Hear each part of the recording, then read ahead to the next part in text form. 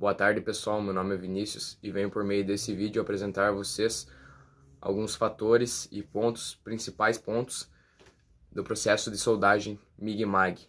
Então, o primeiro deles, vamos começar com o processo de regulagem.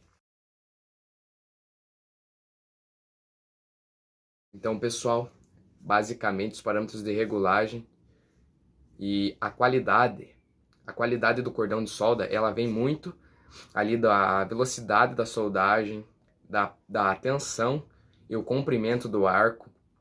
Também tem a intensidade corrente, o manuseio e a posição da tocha.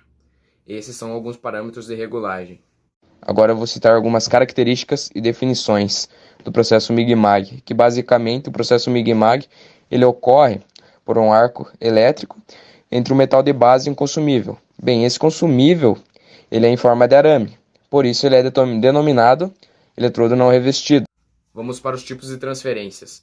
Então, basicamente, existem 3 tipos de técnicas. A primeira delas, curto-circuito, a segunda delas, globular, e a terceira, aerosol. Essas 3 técnicas, elas descrevem a maneira pela qual o metal ele é transferido do arame para a poça de fusão. Isso seria mais ou menos a transferência que acontece no processo de soldagem MIG-MAG. Consumíveis. Pois bem, temos 2 tipos de consumíveis. O primeiro deles seria o gás de proteção, o segundo seria o arame. Então, na hora da soldagem é aplicada um líquido. Esse líquido faz a proteção para que não caia respingos na tocha que possam causar algum dano ou alguma coisa ali próximo. E também esse líquido não serve somente para a tocha, mas também para regiões próximas, como eu havia dito.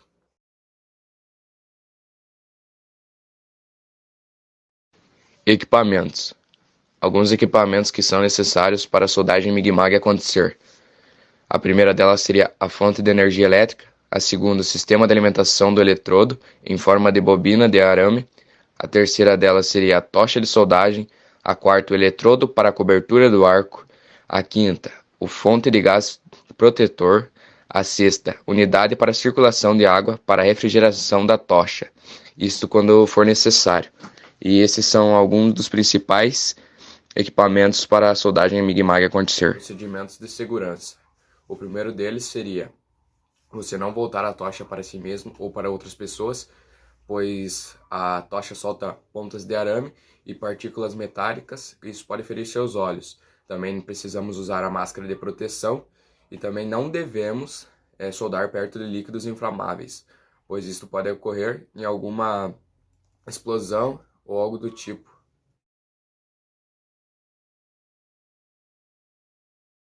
Agora venho trazer a vocês algumas abreviações de MIG e MAG. A abreviação de MIG seria Metal Inert Gas e a abreviação de MAG seria Metal Active Gas. E essas são as duas abreviações que nós temos no processo MIG e MAG. Após ter visto como funciona o processo de soldagem MIG e MAG, vou falar para vocês agora quais são as vantagens e desvantagens. A primeira vantagem seria soldar em qualquer posição. A segunda, não ter perdas de pontas ou a necessidade de remoção de escória. A terceira, alta taxa de deposição do metal de solda. A quarta, alta velocidade de soldagem. A quinta, mecanização. A sexta, automatização. A sétima, robotização. Desvantagens. Então, as desvantagens do processo de soldagem MIG-MAG são bem poucas. A primeira delas, que a gente torna um ponto negativo bem forte, seria que tem necessidade de ser feita a soldagem em lugares fechados, sem corrente de ar. Então o vento poderia dispersar o gás de proteção. Outro único ponto também que a gente ressalta é que quando se utiliza o arame sólido, pode ocorrer falta de fusão. Todo o processo de solda é importante. Veja aqui nesse exemplo a importância que tem a solda MIG-MAG aqui, ó. Uma junta mal cortada, né? Ficou com uma abertura grande aqui, num tubo de parede fina.